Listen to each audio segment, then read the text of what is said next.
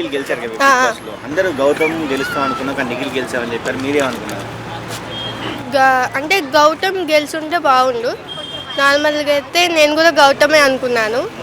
ఆయన టాప్లో ఉన్నారు. గౌతమ్ టాప్లోకి వచ్చి మళ్ళీ సడన్గా నిఖిల్ గెలవడం నాకే షాక్ అయింది. ఎందుకంటే ఆయన మన తెలుగు వాళ్ళకి రావాలి చెప్పాలంటే కప్పు. అంటే మా టీవీ ప్లస్ బిగ్ బాస్ వాళ్ళు కన్నడ వాళ్ళకి సపోర్ట్ చేస్తారని చెప్పేసి చాలా రచ్చ జరుగుతుంది. అవును, అది కరెక్ట్ నిజమేనది? అది నిజమే అనుకుంటున్నాను. ఎందుకంటే ఇప్పటి వరకు గెలిచింది మాత్రం తెలుగు వాళ్ళే. కానీ సడన్గా ఇప్పుడు నిఖిల్ గెలిస్తే షాకింగ్గా ఉంది. నేను కూడా గౌతమే అనుకున్నాను పక్కా.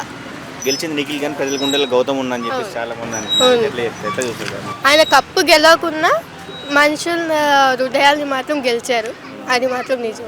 నిఖిల్కి మైనస్ ఏంటి మరి? నిఖిల్కి అంటే గేమ్ అంత మంచిగా ఫోకస్ చేయలేదు లాస్ట్. అందరూ ఏమంటున్నారంటే బిగ్ బాస్ ముందు నుంచి నిఖిల్ ఉన్నాడు, మధ్యలో వచ్చాడు. మధ్యలో వచ్చినా మంచిగా ఆడడమే ముఖ్యం. మంచిగా ఆడారు కాబట్టి గౌతమ్కి అంత ఫ్యాన్స్ ఉన్నారు. పర్లేదు, అయినా మనుషుల్ని గెలుచుకున్నారు, అది చాలు. మీరు ఫస్ట్ విన్నప్పుడు ఏమనుకున్నారు? గౌతమ్ గెలుస్తారు అనుకున్నారు మీరు, కానీ నిఖిల్ గెలిచారు. మీరు ఫస్ట్ మీ ఫీలింగ్ ఏంటి? ఫస్ట్ అంటే అది నిజంగా షాకింగ్. ఎందుకంటే నిఖిల్ గెలుస్తాడు అని నేను అనుకోలేదు. గౌతమే గెలుస్తాడు అనుకున్నా, కానీ లాస్ట్ వరకు వచ్చేసరికి నిఖిల్ గెలిచాడు. గెలిచిన బిగ్ బాస్ నిఖిల్ ఇంట్లో ఉన్నాడు, ప్రెస్ మీట్ ఏం పెట్టలేదు. ఈవినింగ్ గౌతమ్ ప్రెస్ మీట్ పెడుతున్నాడు.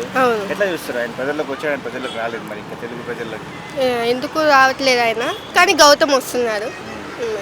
గౌతమ్కి ఎలా ఉండబోతుంది ఛాన్సెస్? మూవీ ఛాన్సెస్ తర్వాత ఫాలోయింగ్ బిగ్ బాస్ పెరిగిపోయింది కదా, వస్తాయి. ఫాలోయింగ్ ఇంకా పెరుగుతుంది, మూవీ ఛాన్సెస్ కూడా రావచ్చు.